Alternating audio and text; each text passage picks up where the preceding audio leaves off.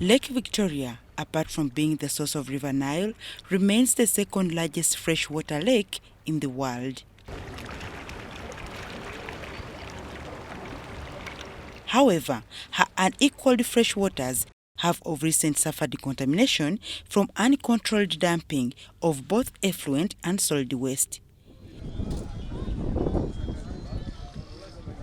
Unfortunately, this is happening under the watchful eye of technocrats charged with the core responsibility of protecting the water source.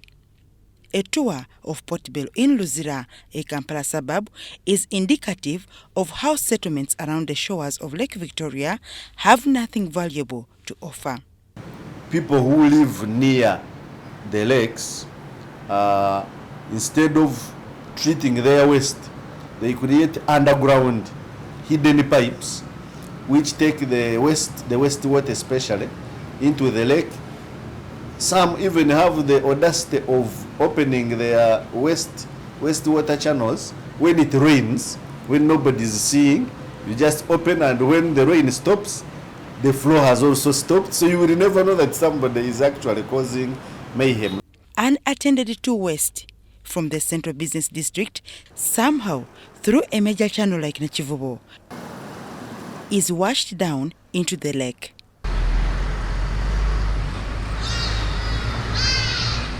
This, coupled with industrial effluent, makes Kampala a lead polluter of the water body.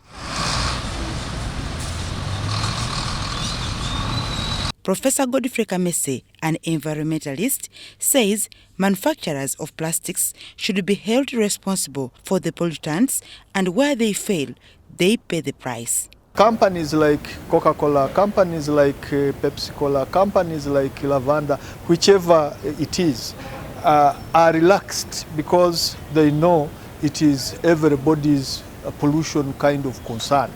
But when we attribute them to specific institutions, then in them the sleeping heart begins to wake up, and they begin thinking of also contributing to the management of their waste, because this is their waste. They're saying that plastics do not pollute, but it is people. But what have you done to make sure that the people that pollute change the way they behave? The pollution of these companies end up into Lake Victoria. A blame for the direct and increased pollution of the lake is partly apportioned to the inability of the wetlands to filter out the waste. And to make it even worse, the urban authorities have resorted to channeling. You've heard about Nachivubo channel. So channeling is a very dangerous thing. We should not encourage replacement of wetland functions with channels, because channels increase water runoff to the lake, and the water runoff is not managed along the way.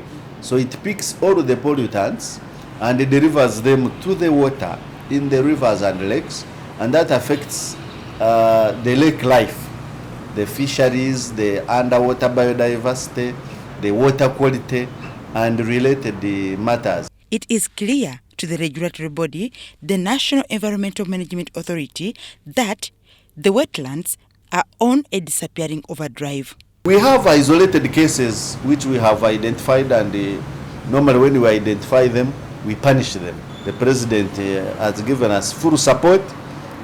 Even industrial parks where the industries have not been built already, we should not allow them.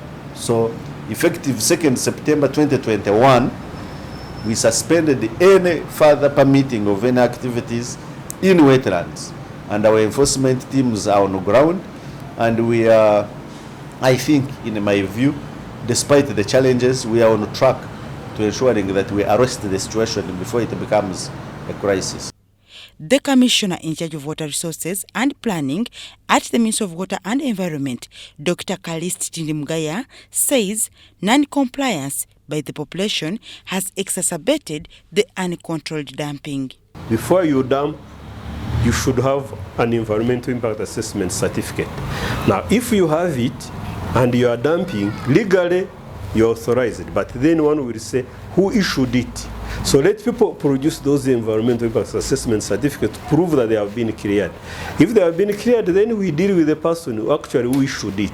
Sensitization of the population may sound a cliche, but the environmental regulator has banked on it, hoping it could even lead to restoration, notwithstanding all manner of pressures.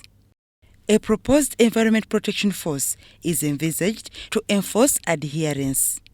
Police have a unit dedicated to matters environment, but these are accused of failing to match the call.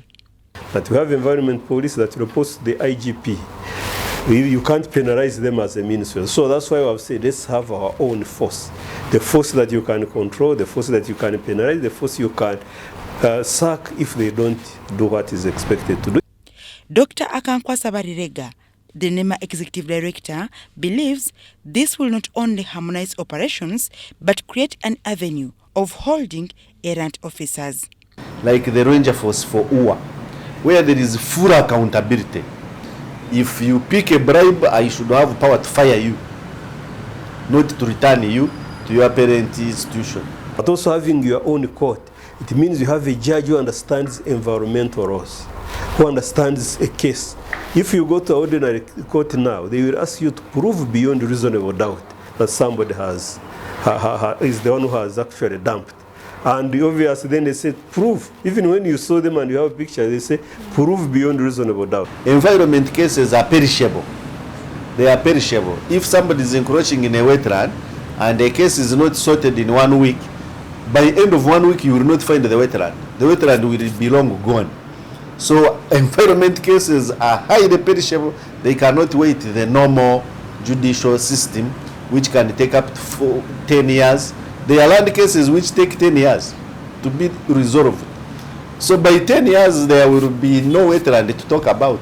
One constant factor, though, is that this force might not be immune to accusations of targeting small fish while protecting big shots. At one time, we were choosing that we go after Mukene and we leave tilapia.